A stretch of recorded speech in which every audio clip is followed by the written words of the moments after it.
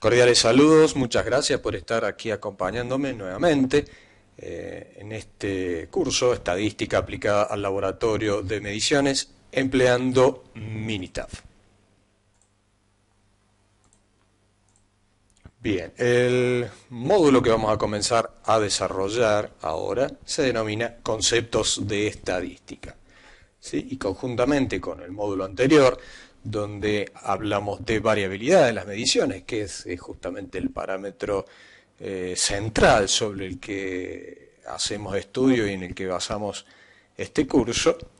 Bueno, ahora vamos a desarrollar los conceptos inherentes y que están de alguna manera vinculados y relacionados a esa variabilidad analítica, ¿sí? Y vamos a adornar ejemplos, o utilizar aplicaciones de los ejemplos empleando Minitab, que es el software o la aplicación que nos ocupa. Bien, como referencias principales, aquí las nombramos, las series ISO 5725, de la parte de la 1 a la 6, que habla de veracidad y precisión en las mediciones, y van a encontrar importantes desarrollos referidos a conceptos metrológico-estadísticos y algunos ejemplos, ¿no?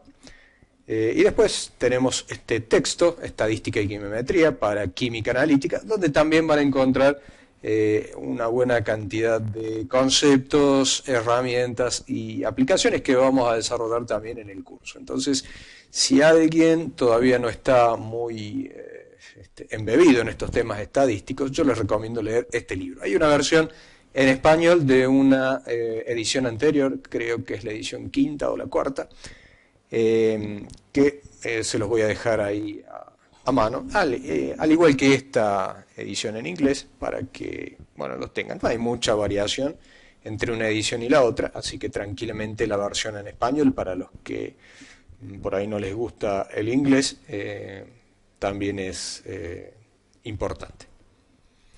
Bien, comenzamos. Bueno, ¿por qué mediciones repetidas o replicadas? Bueno, esa respuesta quedó tal vez zanjada en el módulo anterior, en el módulo de variabilidad en las mediciones. Entonces, habrán visto que tanto para determinar el error aleatorio como para determinar el error sistemático es necesario repetir mediciones. Si habrán visto la definición de exactitud, tiene una componente referida a la veracidad, al sesgo, que implica repetir una buena cantidad de mediciones y compararlo con un valor determinado, por ejemplo, con un valor de referencia. Mientras que por el otro lado, las mediciones repetidas relacionadas a la precisión, bueno, habrán visto que también ahí es necesario repetir mediciones para trabajar con parámetros o para obtener parámetros como el desvío estándar, como la varianza y demás. Entonces, ahora en esta etapa es un poco más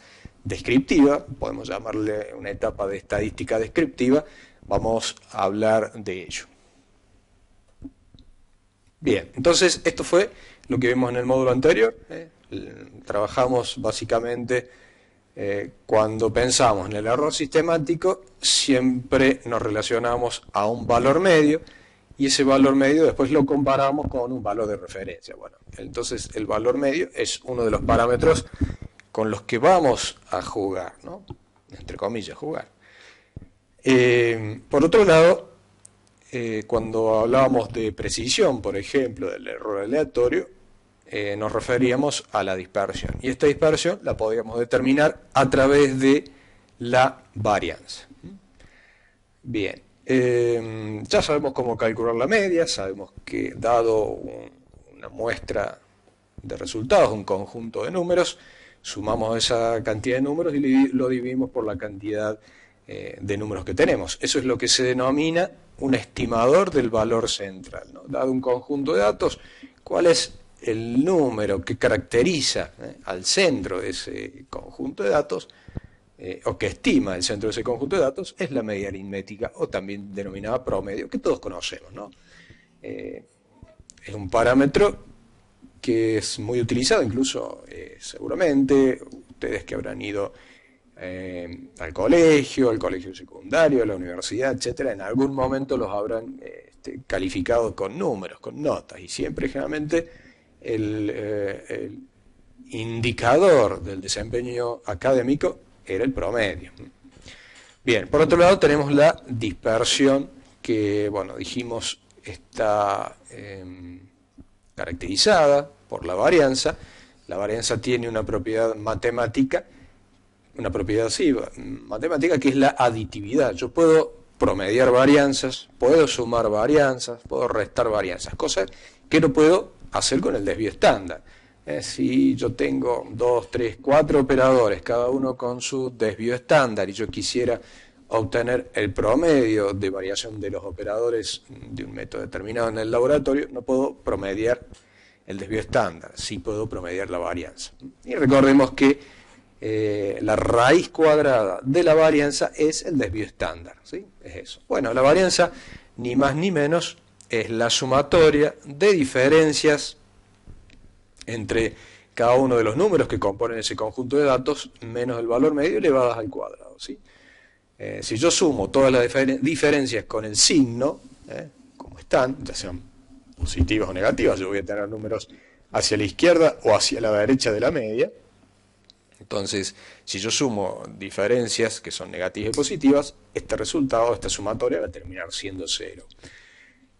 Pero en realidad yo necesito conocer la dispersión. Entonces lo que hacemos es, a esa diferencia cuadrática, sea negativa o positiva, la elevamos al cuadrado para quitarle el signo, para hacer que todos los resultados sean positivos. Sumo entonces esas diferencias cuadráticas y después divido por la cantidad de resultados que tengo menos 1. A eso es lo que llamamos grados de libertad, es decir, la cantidad de números que yo tengo libres, ¿sí? Y que no dependen de nadie sino de ellos mismos, ¿sí? Va a quedar un solo numerito de esa n cantidad que va a depender del resultado de los otros. Después vamos a hacer un ejemplito para que quede más o menos claro cuál es el concepto de grados de libertad. Bien, acá tenemos un esquemita, una gráfica de cómo funciona la varianza, ¿sí? Tenemos un resultado, un valor medio, ¿sí? Una serie de números simbolizados acá por los círculos en azul, y vemos y se han determinado las diferencias entre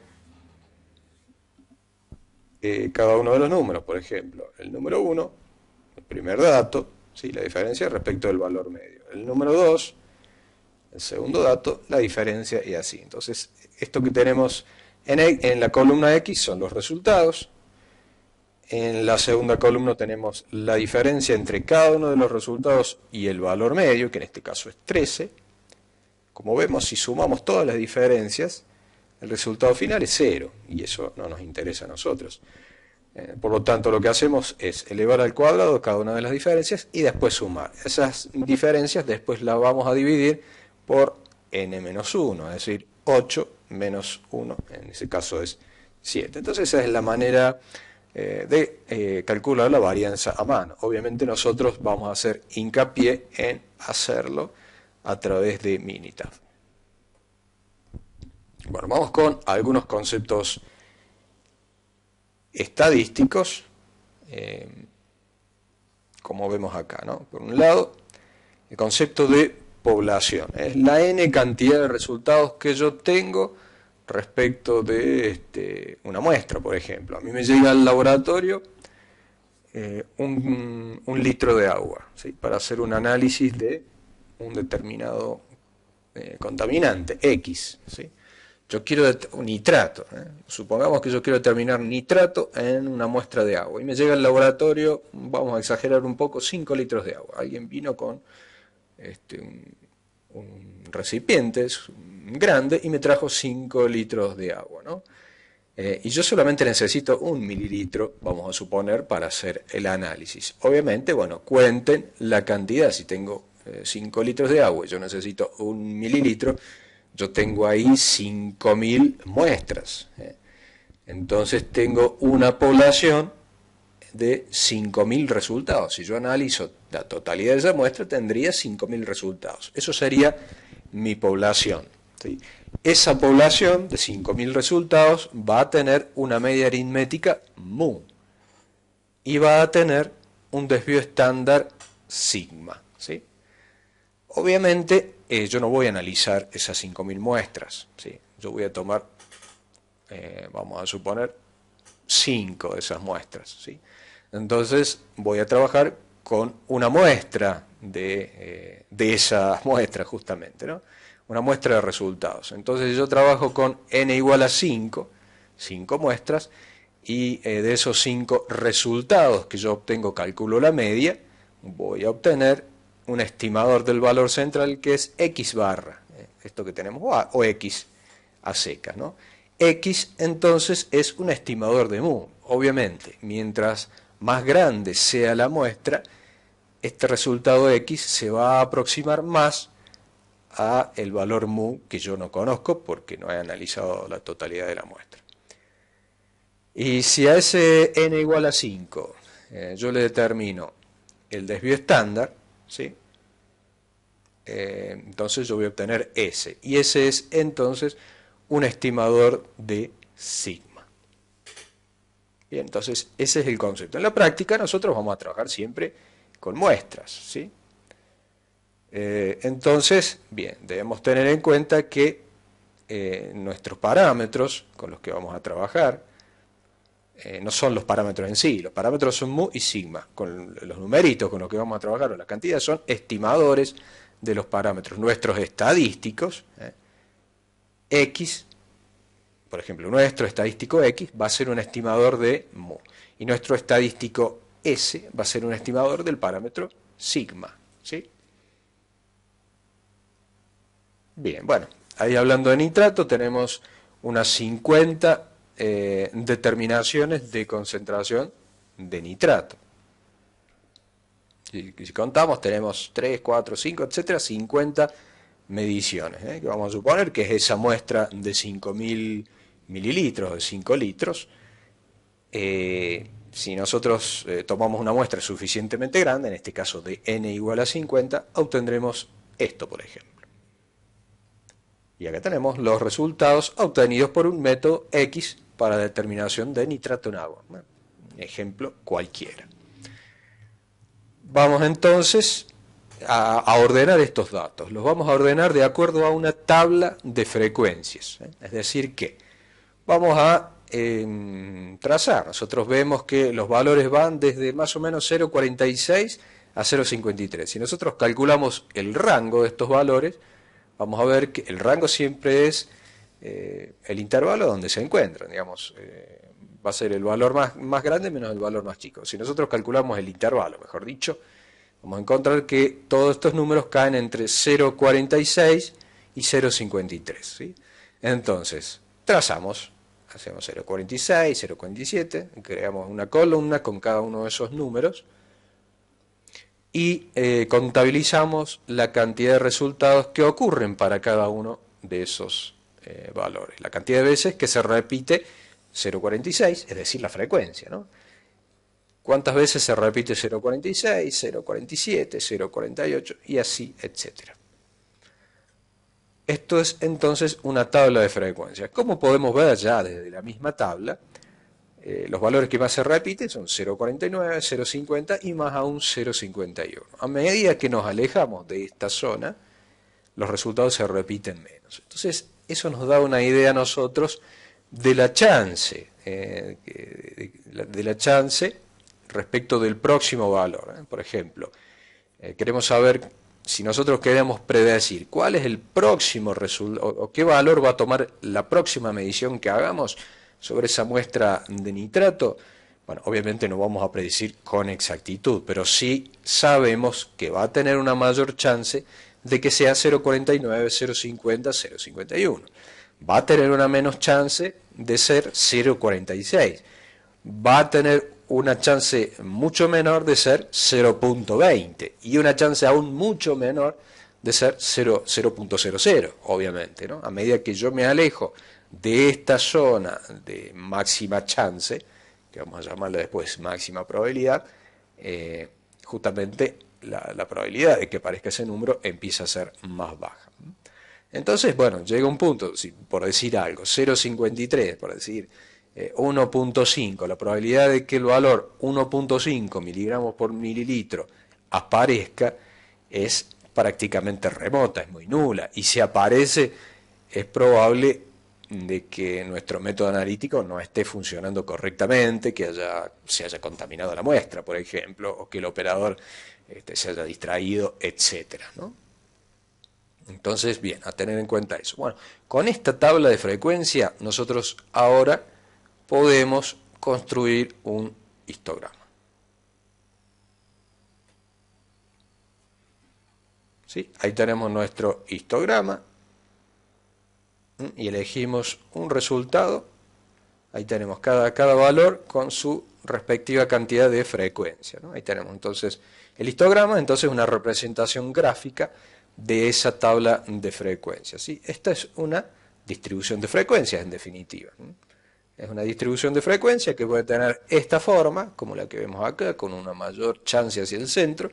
Puede tener una forma de U invertida, con una mayor chance hacia los extremos, o puede tener una forma de rectángulo, ¿sí? Donde estas barras son todas más o menos iguales. Ustedes piensen en, si yo juego los dados, tengo un dado, tiro el dado, tiro, no sé, por decir algo, 60 veces un dado.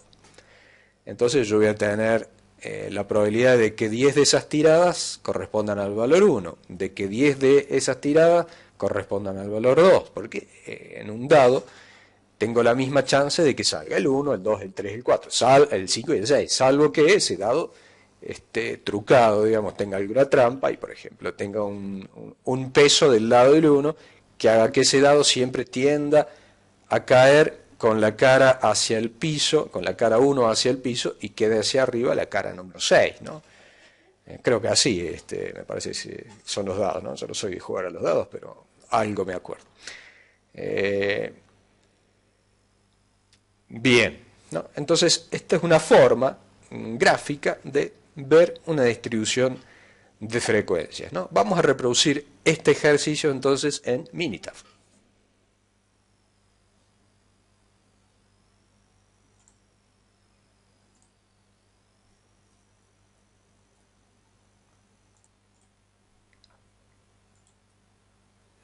Vamos entonces ahora a compartir una planilla de Minitab, ¿no? Ahí en la plataforma se dieron las instrucciones, por si no lo tienen, para descargar el software Minitab, que es posible para una versión de prueba durante 30 días. Es decir, que si ustedes no, por alguna cuestión, no lo tienen instalado en sus computadores, ustedes pueden descargar sin costo una versión de prueba durante 30 días y totalmente funcional.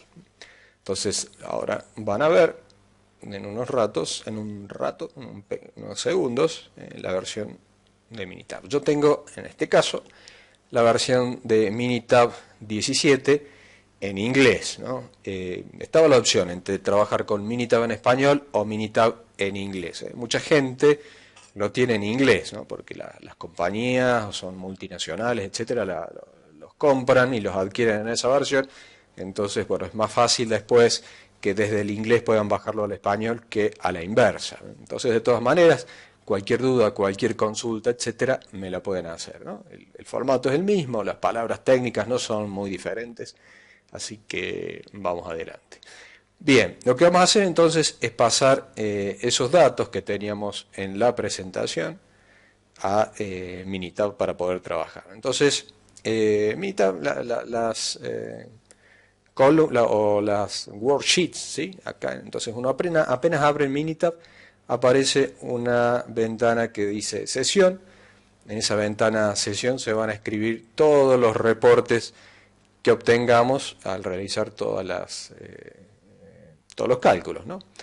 Y aquí debajo, en la página de trabajo o worksheet, vamos a transcribir los datos, ¿sí? Los podemos obviamente escribir a mano o podemos copiarlos y pegarlos, como este caso que yo he hecho. Entonces, yo los he organizado en una columna a todos esos datos de nitrato que estaban en la diapositiva, ¿no? Entonces le vamos a poner un nombre, vamos a poner data o nitrato, ¿sí? En la unidad que ya sabemos. Bien, entonces ahora tenemos la posibilidad de, o la idea es construir con eso un histograma. Como ven, Minitab tiene un menú de archivos muy similar a lo que se tiene en Excel, ¿no? De abrir un proyecto. Acá se trabaja con proyectos. Yo he creado el proyecto que se llama ejercicios desarrollados en clase. Es como cualquier software, ¿no? Un Excel, un Word. Uno abre un archivo y después lo graba con el nombre. En este caso lo trabajamos como proyectos. Entonces, bien, ya tenemos nuestro conjunto de datos. Bueno, les decía, tenemos un menú que se llama fila, otro que se llama editar, donde tenemos opción de limpiar celdas, borrar celdas, copiar y pegar, cortar y pegar,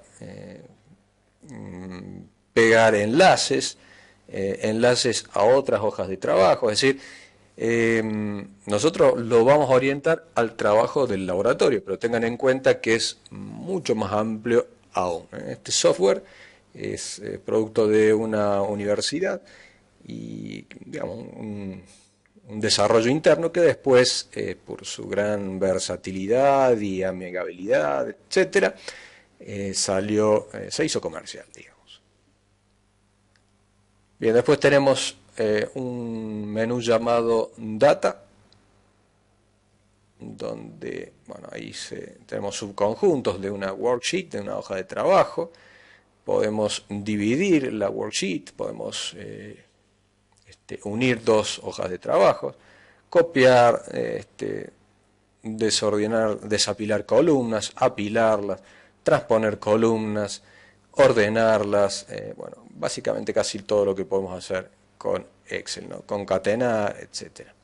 Después otra columna de cálculos, una calculadora, donde podemos trabajar con las columnas, ¿sí? Generar nuevas columnas en función de bueno, todas estas funciones básicamente que tenemos aquí en la pantalla, ¿no?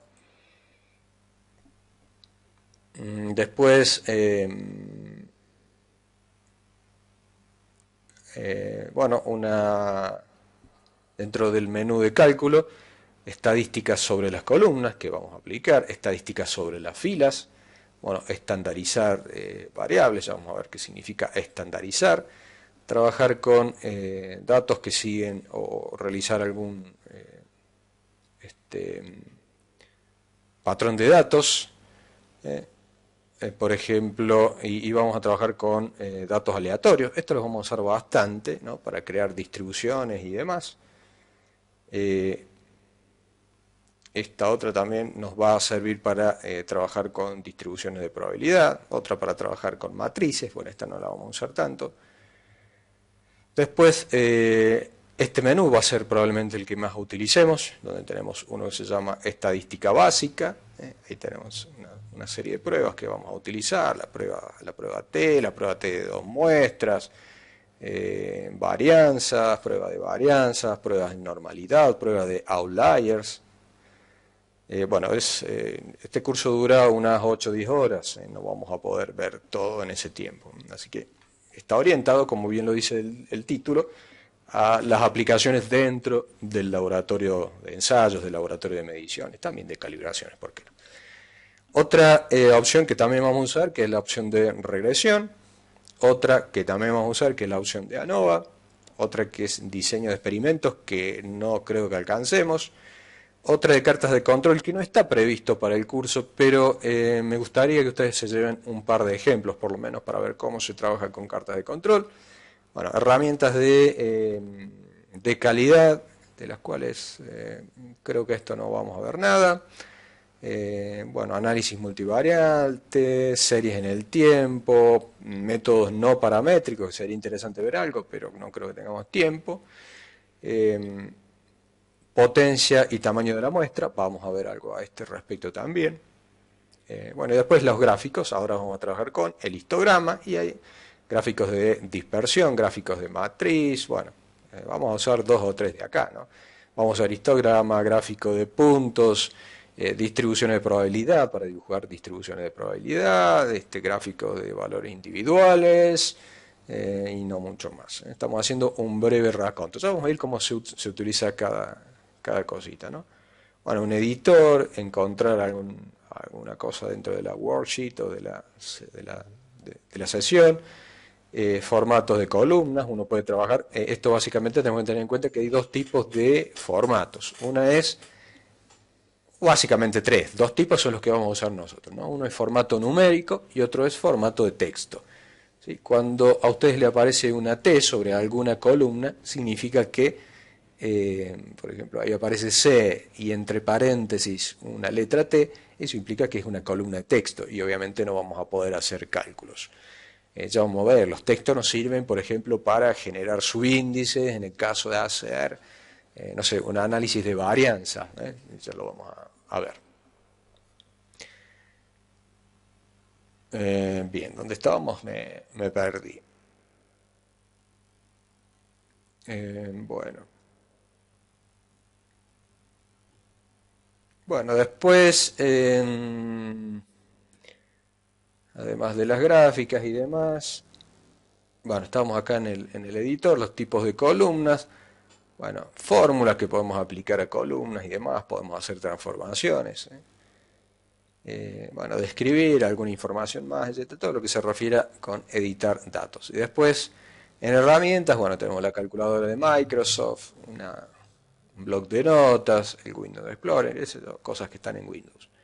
Después, como siempre, ¿no? Como tiene todo software, sí, cómo organizar las ventanas, como cascadas, una arriba de otra, minimizar todas. Bueno, una ayuda. La ayuda es muy interesante.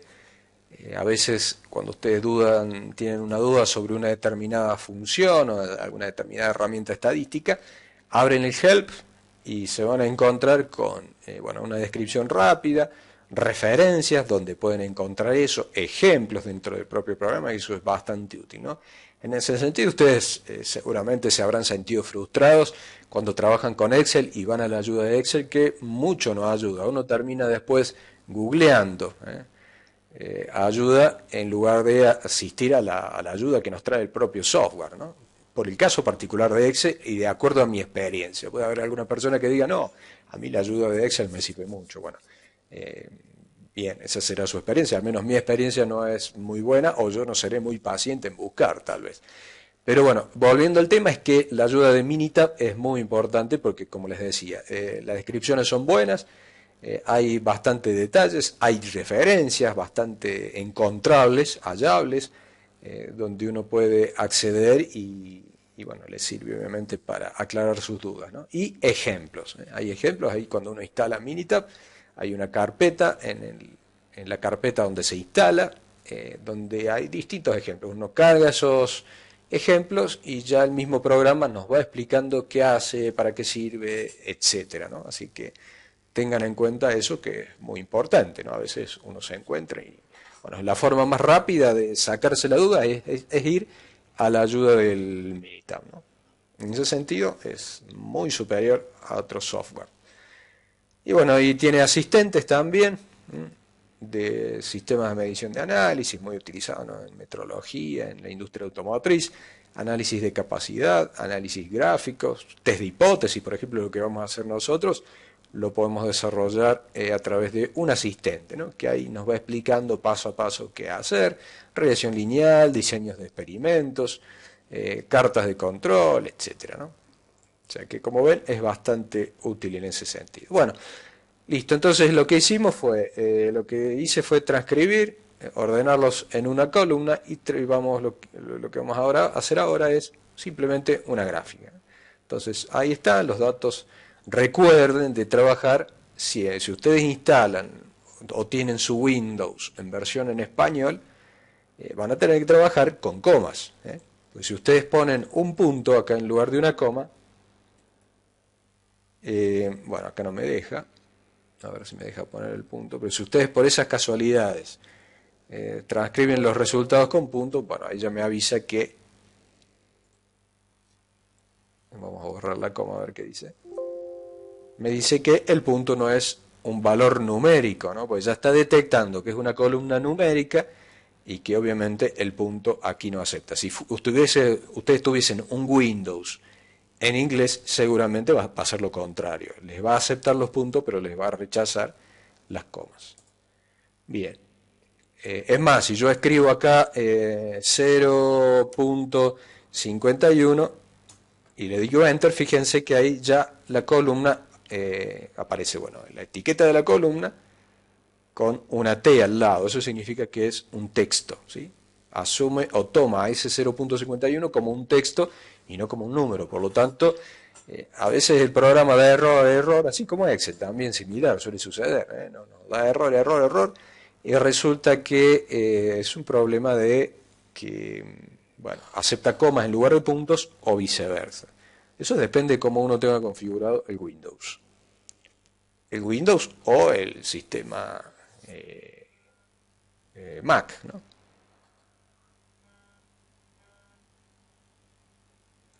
Así que bueno, vamos entonces ahora a hacer la gráfica.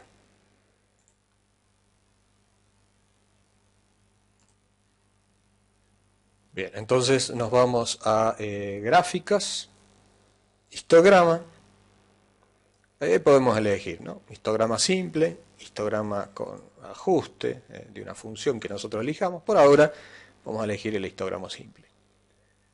Le decimos OK y ahí se abren digamos una casilla de diálogo donde me muestra todas las columnas que contienen datos. Por ahora la única columna que contiene datos es la columna 1, que ya viene con las columnas vienen con un etiquetado por defecto que se llama C1, C2, C3, que ya las pone el mismo programa, y debajo, en la fila que le sigue, una etiqueta que nosotros podemos colocar. Entonces yo puedo hacer acá simplemente un doble clic con el botón izquierdo, ¿sí? Y ya se agrega entonces la columna ahí. O la puedo escribir, ¿sí? Tipearla a mano, o puedo simplemente seleccionar y apretar el botón seleccionar aquí abajo. Y ahí está todo. Entonces ya tengo, con decirle OK, ya me va a generar una gráfica. Le digo OK.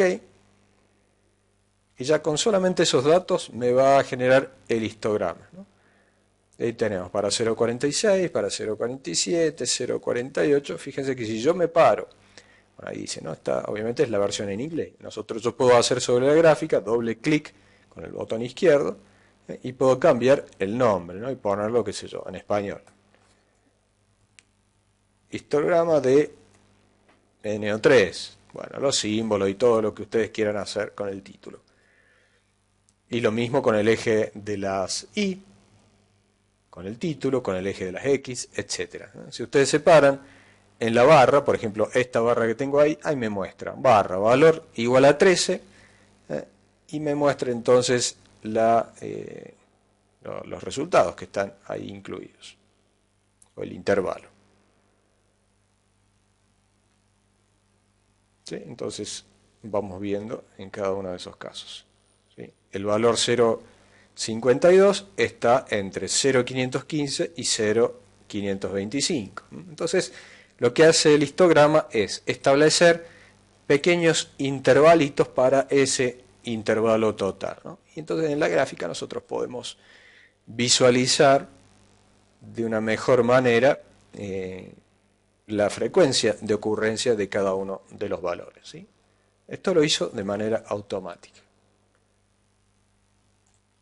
Voy a hacer de nuevo, vamos a abrir entonces histogram, de nuevo la gráfica, y tenemos una serie de opciones ahora, una referida a la escala en X, bueno, cuestiones de ejes y marcas sobre los ejes, ¿no? Ejes de líneas y demás. Yo puedo transponer el eje Y por el X, por ejemplo.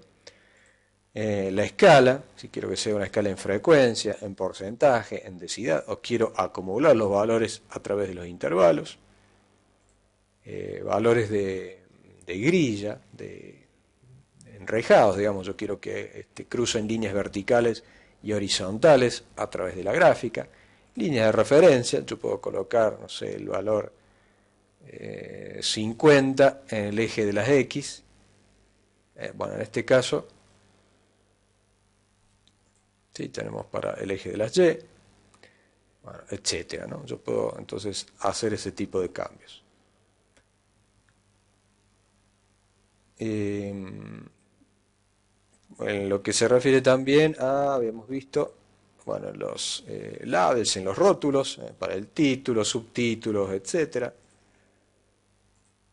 Gráficos múltiples, esto lo puedo hacer si tengo varias columnas, que aparezca cada columna en gráficas separadas, o en paneles separados de la misma gráfica, si es que yo tengo más de una columna, superponer todo en un mismo gráfico.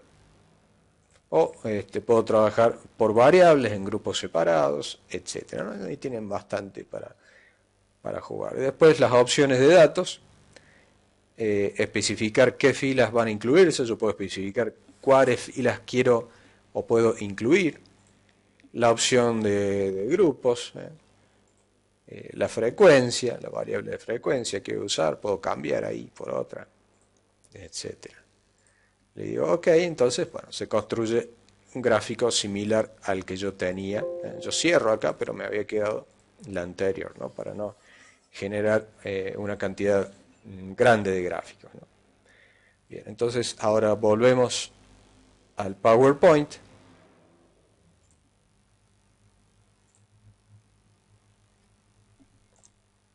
Y continuamos. Bueno, ahí tenemos entonces nuestro histograma. Y una cosa que me pasé por alto es el número de clases. El número de clases, o bin, que le llamaba ahí, es la cantidad de o subintervalitos que yo tengo. Yo tengo un intervalo que va de 0,46 a 0,53 más o menos, y yo puedo dividirlo en cantidades. Yo puedo hacer, por ejemplo, que acá fue simple, yo contabilicé cuántas veces aparecía 0,46, cuántas 0,47, pero puedo haber construido un intervalo que vaya de 0,46 a 0,47 y contabilizar la cantidad de mediciones que caen entre 0,46 y 0,47, ¿sí? Entonces, en este caso sería 4.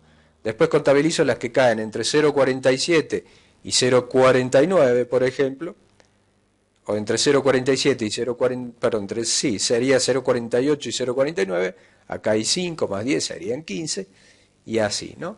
Yo entonces puedo dividir de acuerdo, digamos, yo puedo tener tantas barras como quiera, yo puedo tener 1, 2, 3, 4, 5, o puedo dividir, o puedo hacer que aparezcan más barras, es decir, más clases, o menos. El número óptimo que generalmente concuerdan muchos autores es que el número de clases tiene que ser igual a más o menos la raíz de la cantidad de datos, ¿sí? En este caso, nosotros tenemos una cantidad de 50 resultados. Bueno, calculen la raíz cuadrada de 50, aproximadamente 7 por 7, 49, aproximadamente tenemos que tener un número de 7 clases. Bueno, acá hay 8 clases, ¿sí? 7, 8 clases. El software lo hizo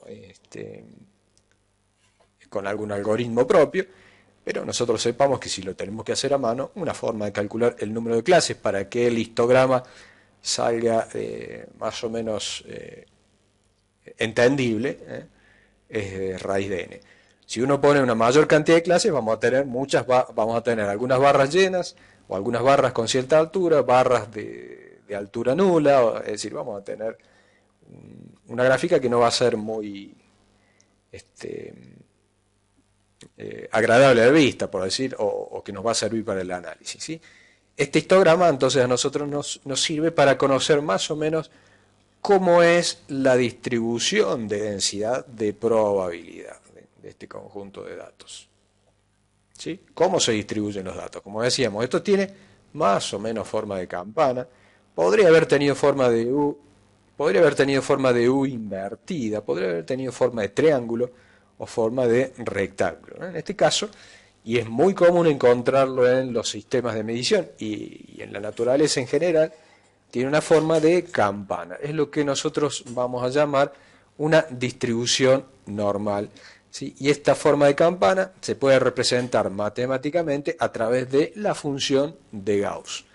La función de Gauss tiene esta forma matemática, ¿sí? F de x es igual a 1 sobre sigma. Este sigma es el desvío estándar, es el parámetro desvío estándar de la población, sobre, bueno, multiplicado por 2 por raíz de 2pi exponencial x menos mu, que es la media, elevado al cuadrado, sobre 2 sigma, ¿no? Esta es la función matemática. Si ustedes escriben esa función en una Excel o en el mismo Minitab, les va a generar, y ustedes reemplazan el correspondiente valor medio de esa población por el sigma y por distintos valores de x, les va a dar esa forma de campana.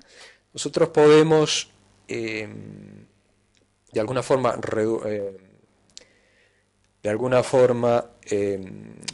abreviar esa función matemática. Nos quedaría esto, x, que es un resultado que está distribuido normalmente con promedio mu y una varianza sigma, ¿sí?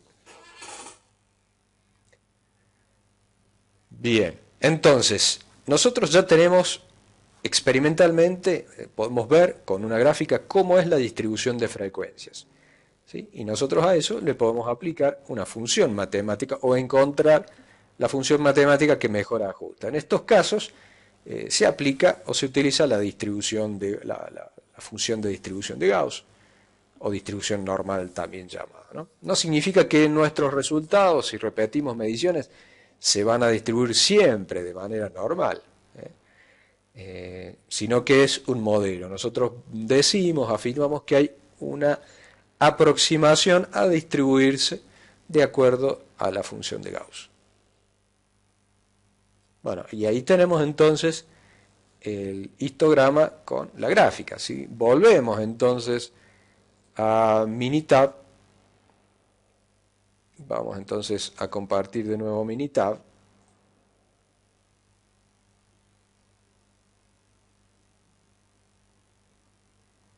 Y nos vamos a gráficas y luego a histograma, y ahí fíjense que teníamos la opción de el histograma simple o el histograma con ajuste, es decir, con la función que mejor ajusta.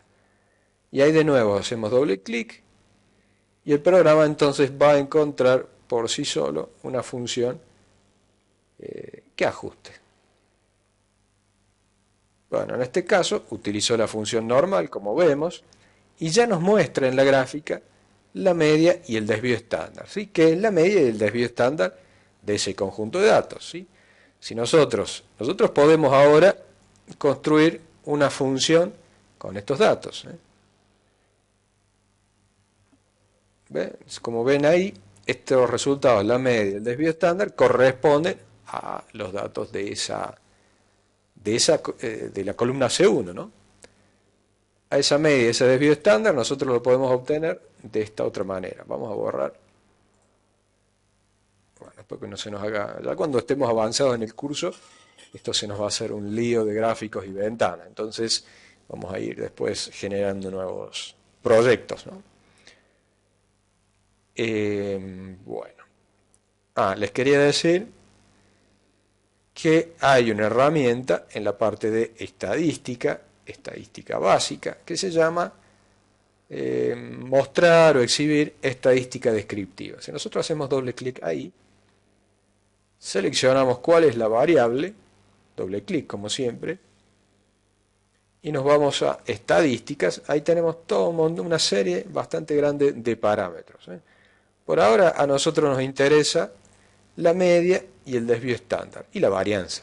Vamos a dejar los otros sin efecto. Como ven, no podemos elegir los distintos parámetros, el valor mínimo, el valor máximo, o el rango, bueno, valores de n, valores de n perdidos, etc. Le damos OK, y entonces el programita va directamente, bueno, que si queremos que nos muestre una gráfica, ahí está, histograma de los datos, el histograma de los datos con la curva normal, vamos a elegir eso, y también vamos a elegir ese gráfico de valores individuales, que es bastante interesante también porque a simple vista nos da una idea de cómo es el comportamiento de los resultados. Le damos OK, OK. Bueno, ahí tenemos entonces la gráfica de individuales. Fíjense que eso también nos da una idea de dónde, en una tabla de frecuencia, pero digamos en una gráfica simple, ¿no? Como vemos, donde más se repiten es acá, en 0,51. Y vemos que los valores aparecen en este intervalo. Y ahí tenemos de nuevo el histograma que nosotros construimos, con su media, su desvío estándar, etc.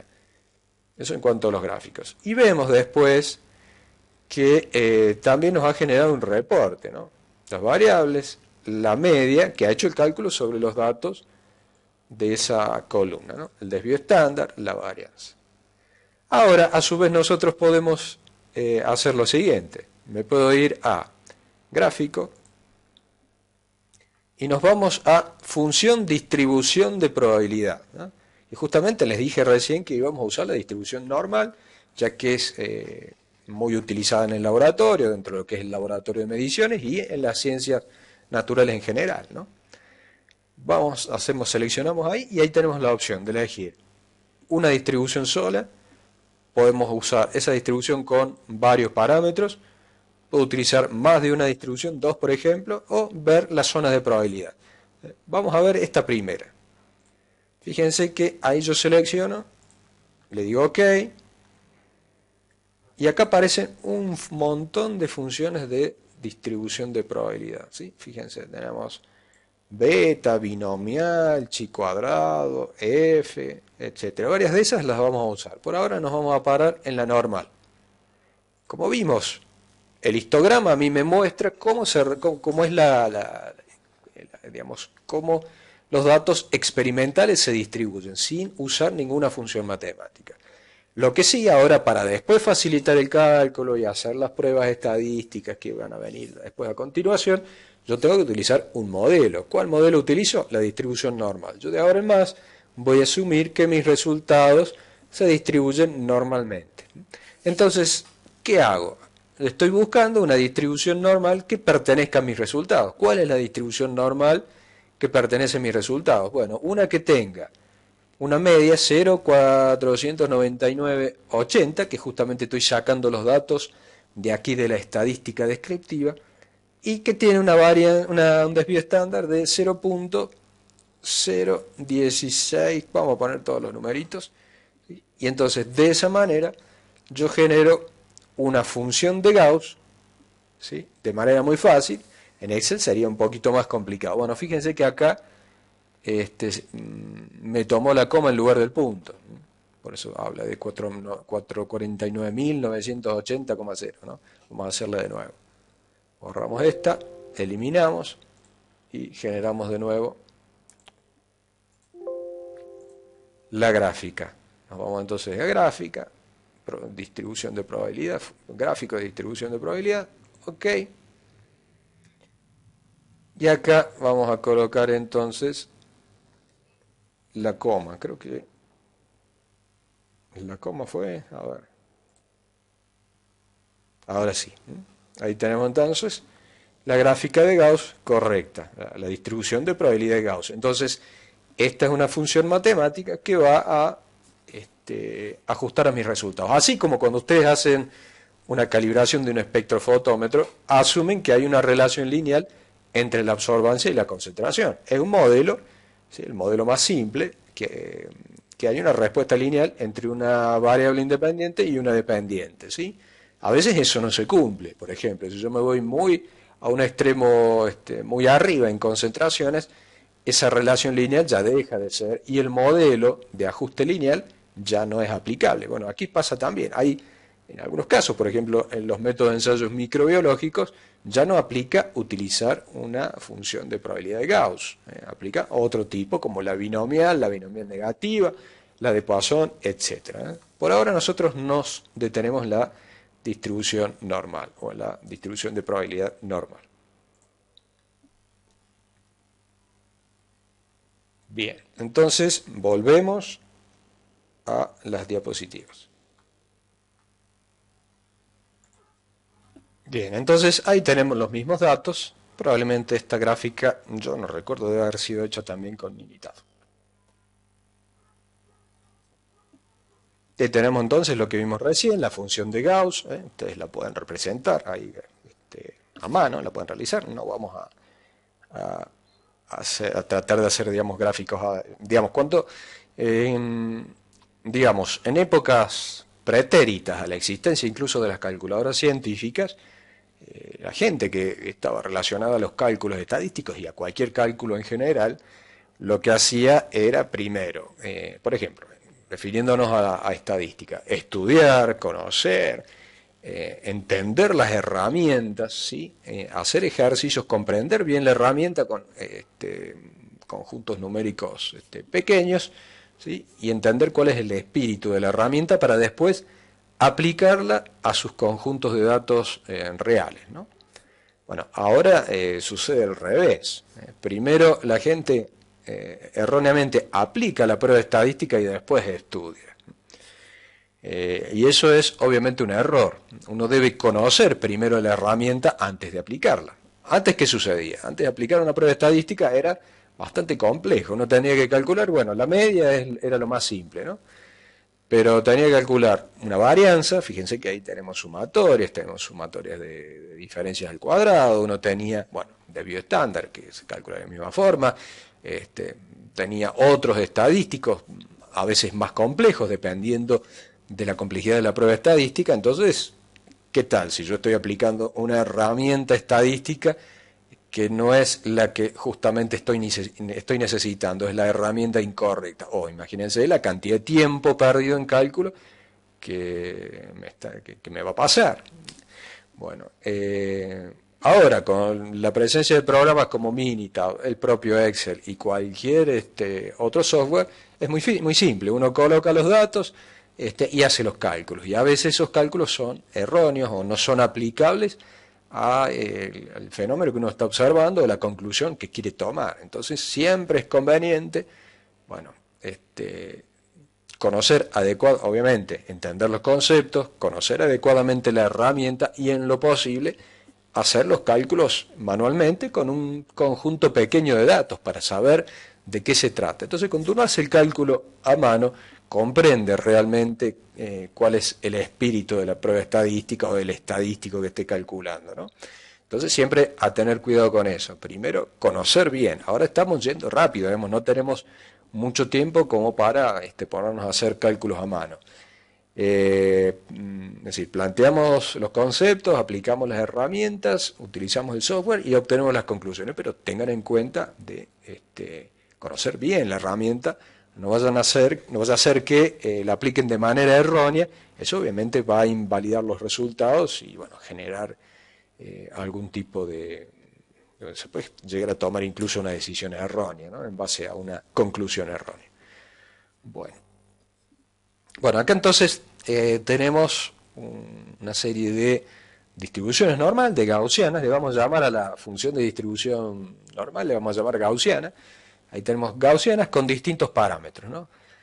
Por ejemplo, la gaussiana esta que estoy señalando de la izquierda con la gaussiana de la derecha son similares en cuanto a la forma, en cuanto al ancho, por decirlo, en cuanto a la altura, pero se diferencian en su localización, ¿eh? Una está localizada con una media 15 y la otra con una media 5, para que sepamos qué significa la media. Es un estimador del valor central, ¿no? Por lo tanto, la gaussiana de la izquierda con la gaussiana de la derecha corresponden a poblaciones diferentes de resultados, ¿no? Vamos a suponer que una es de un operador, y vamos a suponer que un operador repite el análisis de una muestra, después viene otro operador y hace lo mismo, y después a esos resultados los representamos en una tabla de frecuencia y construimos su histograma con su gaussianita. Obviamente que son dos gaussianas diferentes. Los operadores van a generar resultados que pertenecen a poblaciones diferentes de resultados. Eso está bien claro ahí, ¿no? ¿Y cómo voy a dar cuenta? Porque las medias son significativamente diferentes. Vamos a explicar también, tomen esa palabra significativa por ahora, entre comillas. Y si comparamos la gaussianita esta de la izquierda con la gaussiana también que está a la izquierda, pero que tiene otra forma, tiene una forma más aplastada, más ancha.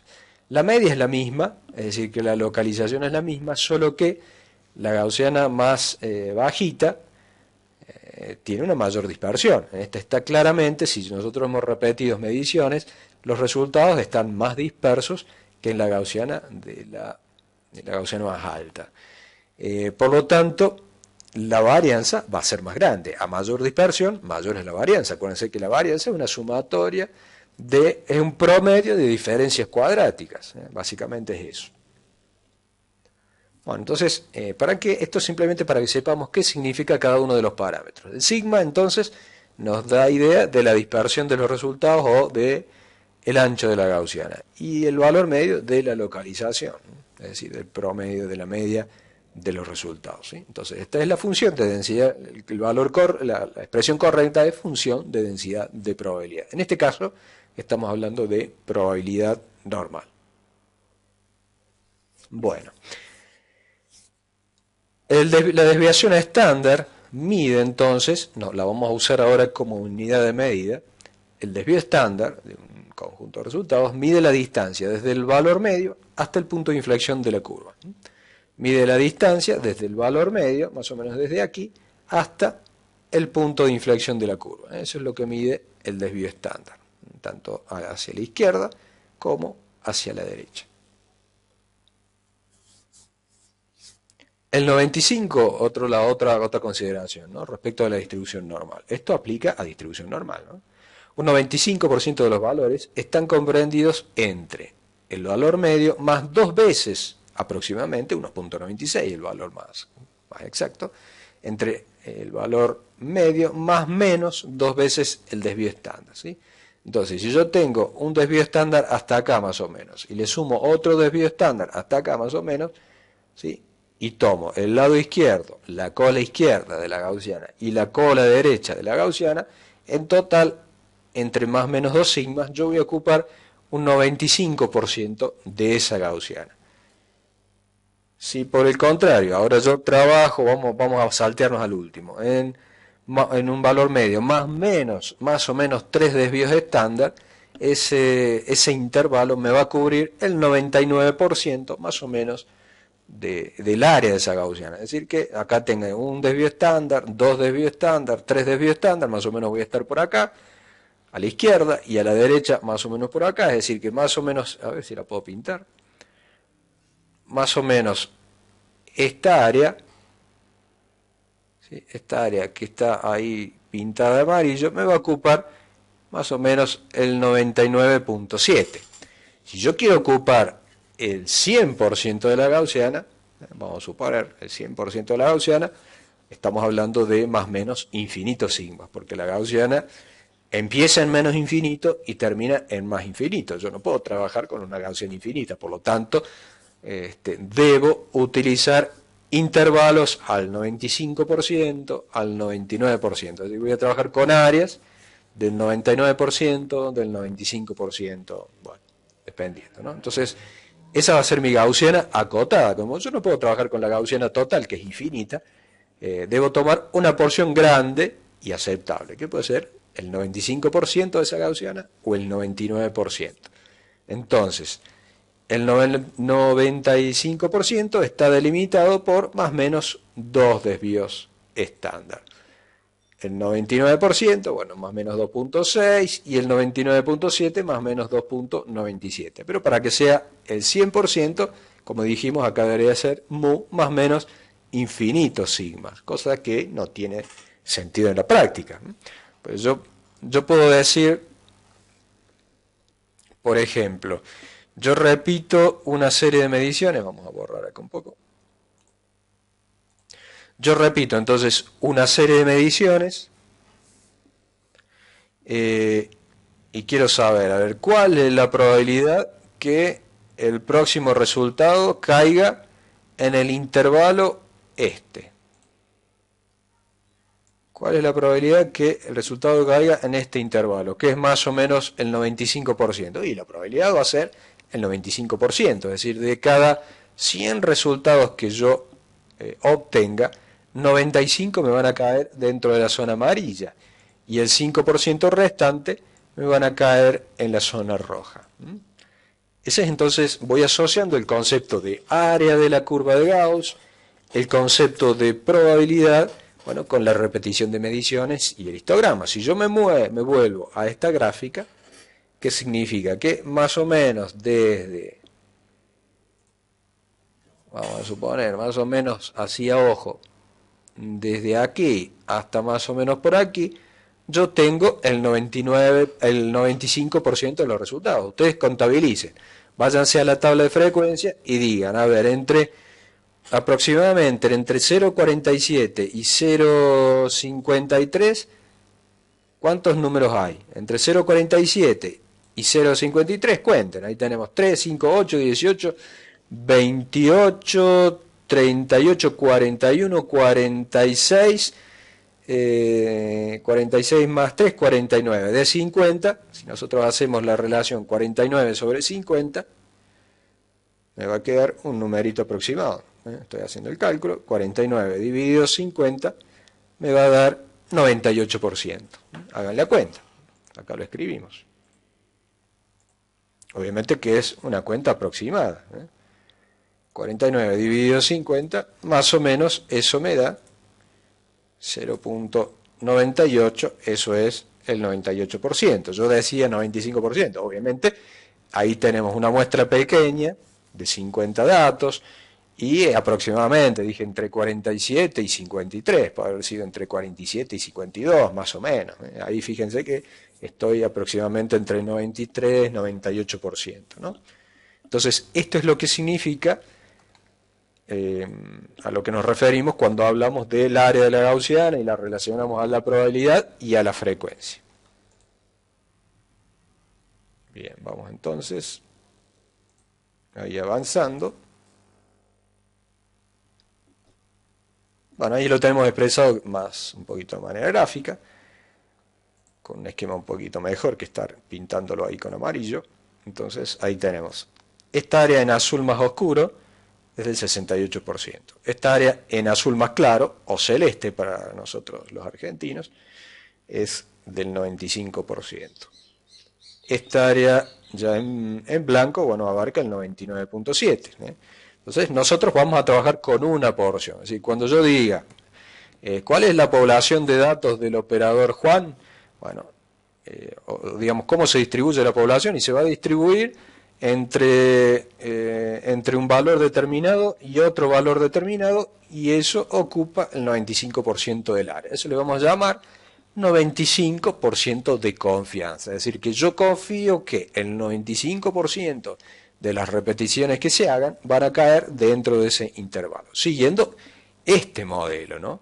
Obviamente, si nosotros tenemos una distribución de resultados que en lugar de ser una campana es una U o un rectángulo, obviamente que esto no va a aplicar. Esto aplica solamente para aquellos resultados que se distribuyen normalmente, ¿sí? Y lo mismo, si yo quiero ampliar al 99.7, etc. Bueno, vamos a detenernos un rato por acá. Paramos aquí con esta primera parte. Asimilen lo aprendido. Puede ser mucho o poco, dependiendo de cuánto de esto hayan visto en sus cursos previos y también de cuánto tiempo haya pasado, ¿no? Porque estadística se ve prácticamente en se ve en todas las carreras de ciencia, pero a veces no está muy bien articulada, no están muy bien articulados los conceptos con la aplicación que nosotros queremos darle, en este caso al laboratorio. Así que bueno, muchísimas gracias, concluimos por aquí y nos vemos en la próxima parte de este módulo referido a conceptos estadísticos entonces.